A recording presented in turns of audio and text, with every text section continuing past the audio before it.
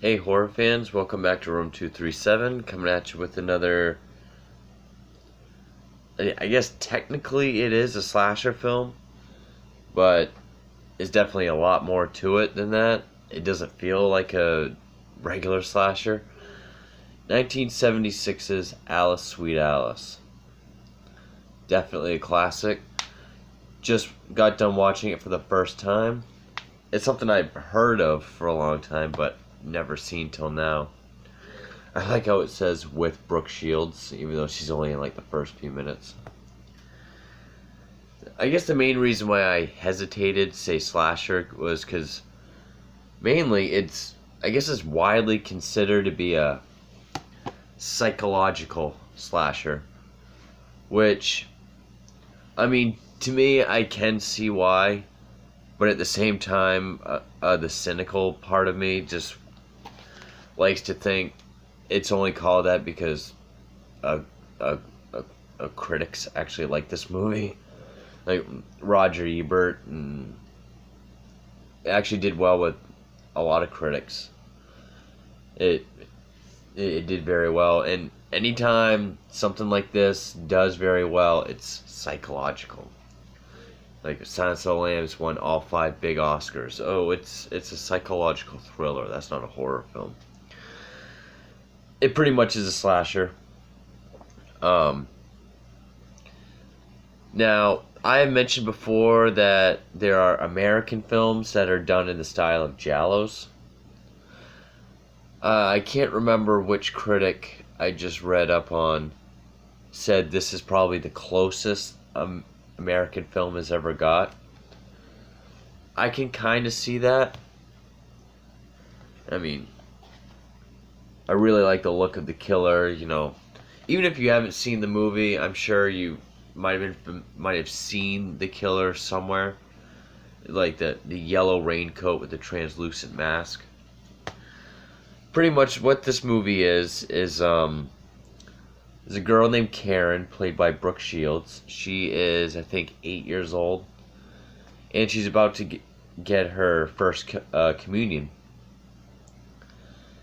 And this priest gives her his mother's crucifix as a gift for her first communion, and her 12-year-old sister Alice gets very jealous, and sort of does the whole like Marsha, Marsha, Marsha kind of attitude. Well, and she actually pulls a prank on Karen where she wears the mask and the raincoat and scares her in an abandoned building, which I think that's the scene that sticks out to most people. But on the morning of the communion, during the ceremony, Karen is attacked by someone in the raincoat and the mask, strangled, and then put into a church bench compartment and set on fire. That's how the movie starts. Setting a little girl on fire.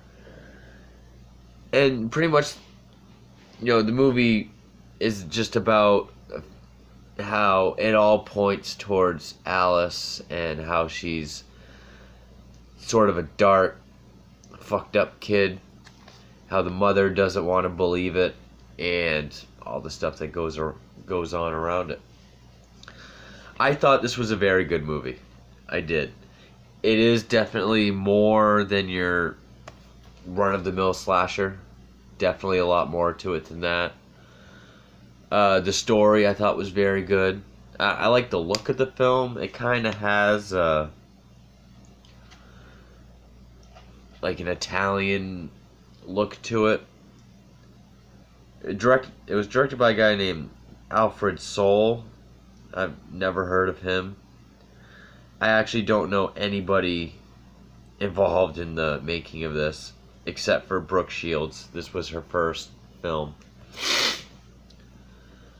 Which actually, even just looking at like the stills, I mean, the quality and the look of the film, even though I've never seen any of his movies and I don't really care to, it kind of has like a John Waters kind of look, just like a very exploitation kind of feel to it.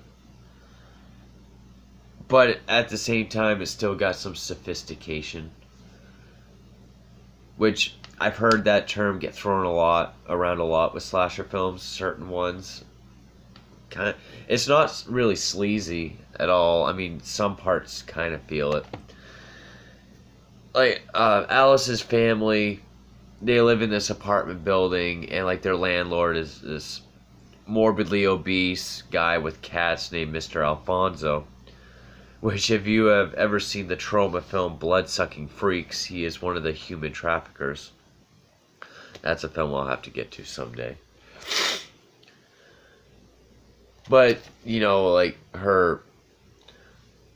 Alice's father ran off at some point. He's very estranged. The mother sort of, I guess, kind of babies her.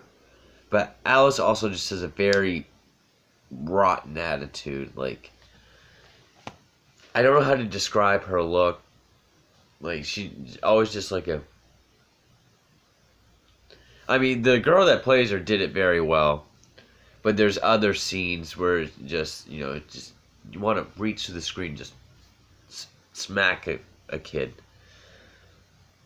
You know, she's really mean to the Alfonso landlord. She keeps calling him fat ass.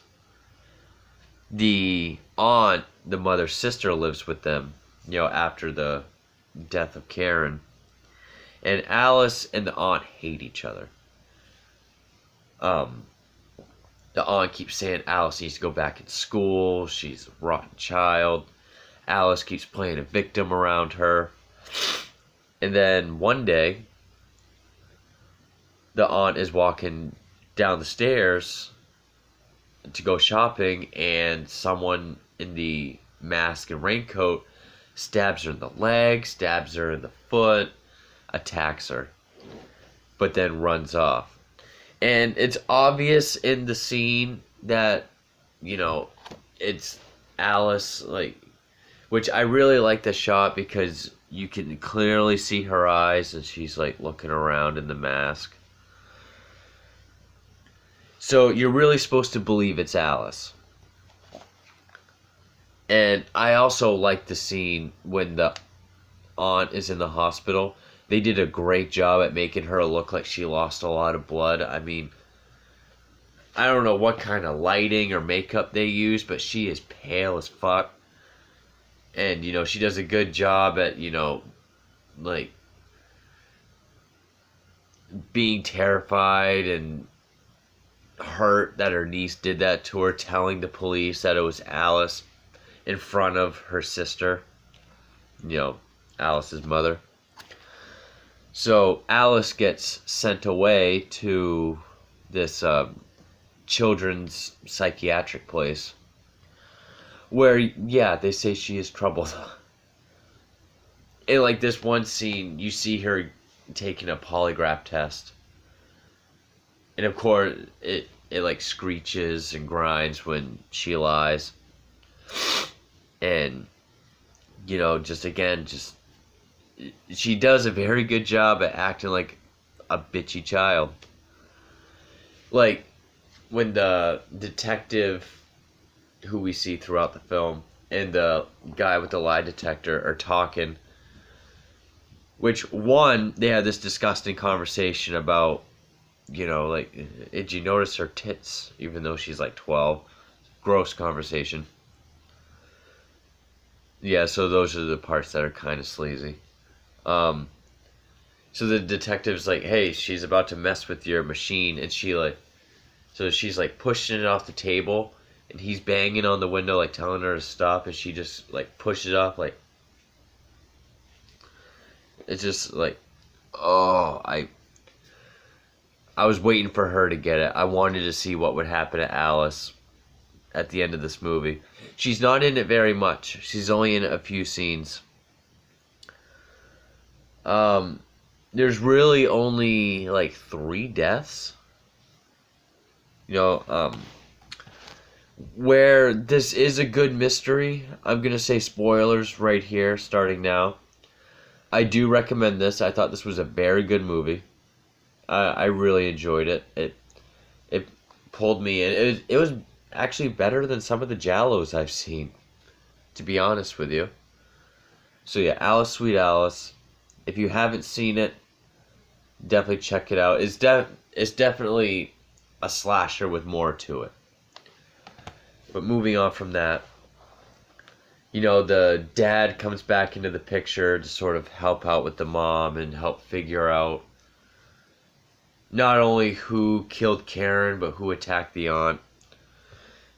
There's this other girl, um, I guess it's Alice's cousin, because I think the priest, Father Tom, is like the dad's brother. I could be wrong about that. He gets a call from her. Her name's Angela, saying she took Karen's crucifix and some stuff, and for whatever reason, I couldn't make out what she was saying. She was hysterical on the phone.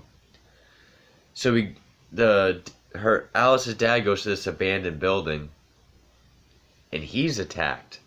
And his death scene was pretty intense. I don't know what kind of building it is, but it's like a tall brick building with like barn door sized doors like on top of each other. I guess it's like storage. But I don't know. And so again we see the raincoat masked killer attack him on one of the high levels, ties him up, and slowly pushes him towards the edge. And I mean, this is like 4 or 5 stories. And but there's like a tussle. He like bites the crucifix off, and because this is when you find out who the killer is. And the crucifix is Karen's. And sorry, I just looked at my phone for a second. I lost where I was. So the killer is then like beating him with her shoe and then pushes him off. But the whole scene's pretty intense. So you find out the killer is the priest, his housekeeper, his elderly religious fanatic housekeeper.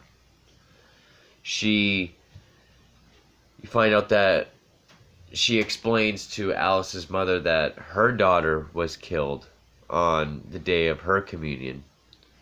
And that's when she found out that children pay for the sins of their father, or sins of their parents, rather. And she completely devoted her life to the church. And I think Karen was targeted because I guess the parents, like, Alice was conceived through premarital sex. And, so, I can't even remember her name now. Mrs. It's still on my screen. Tridoni, I think that's what it says. The screen automatically darkens if you leave it for a while. But from here, I was kind of bummed that it wasn't Alice, because I wanted to see something bad happen to her. I wanted to see her get put away or something. But I did like the ending also, because it shows how crazy. I'm not going to explain everything. I already said who the killer was, but yeah, I was pretty bummed Alice wasn't the killer, because yeah, I really wanted to see. I just wanted to see that look, like that RBF come right off. But the end, and also I thought the ending ended a lot like The Omen, because there's one last kill at the very end, and Alice walks off with the knife, and she's holding a like a bag, and you see her sort of hide it and hold it. Then the camera freezes on her face as she looks into the camera. Which this came out the same year as The Omen, 1976. Yeah, I know this review was kind of all over the place, but I'm really surprised it took me this long to see this movie. I had heard of it years ago. Like I'd heard that name, Alice, Sweet Alice, but I think it was kind of hard to find. Like I've said before, I don't really buy movies offline. But even though there's not a lot of kills, when it does have blood, there is blood. It does deliver. I don't know. I guess it's you know you can tell that it's definitely a critic movie. Like it does well with critics, sort of like Silence of the Lambs. I don't know why I kept making that analogy, but no, I definitely do recommend this. I thought it was very good. It's definitely more than a slasher, but I guess it still is. I mean, it was before Halloween, so the template hadn't been set yet. But yeah, that's all I got for Alice, Sweet Alice. I thought it was pretty good. Definitely recommend it, even though I just spoiled the whole damn thing. But anyway, for room 237, thank you.